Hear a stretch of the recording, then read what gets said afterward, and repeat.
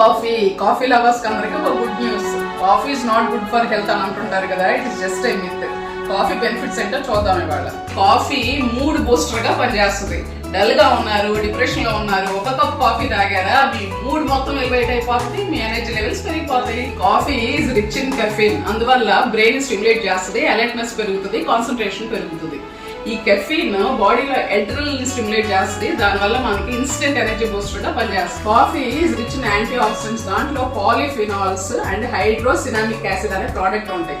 ఇది యాంటీ ఇన్ఫ్లమేటరీగా పనిచేస్తుంది, దానివల్ల హార్ట్ హెల్త్ ఇంప్రూవ్ అవుతుంది, లివర్ డీటాక్సిఫికేషన్ కి పనిచేస్తుంది, అండ్ బ్రెయిన్ పవర్ పెరుగుతుంది, బ్రెయిన్ హెల్త్ ఇంప్రూవ్ అవుతుంది. దీనివల్ల అల్జీమర్స్, పార్కిన్సనిజం డిసీజ్ రెండు తగ్గుతాయి, లాంగిట్యూటీ పెరుగుతుంది.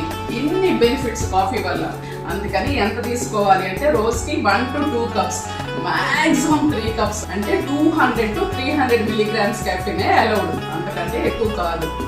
5 కప్స్ తాగారంటే జెట్రైనెస్ మొదలవుతుంది, దడ మొదలవుతుంది, ఇంటెస్టైనల్ ప్రాబ్లమ్స్ మొదలవుతాయి.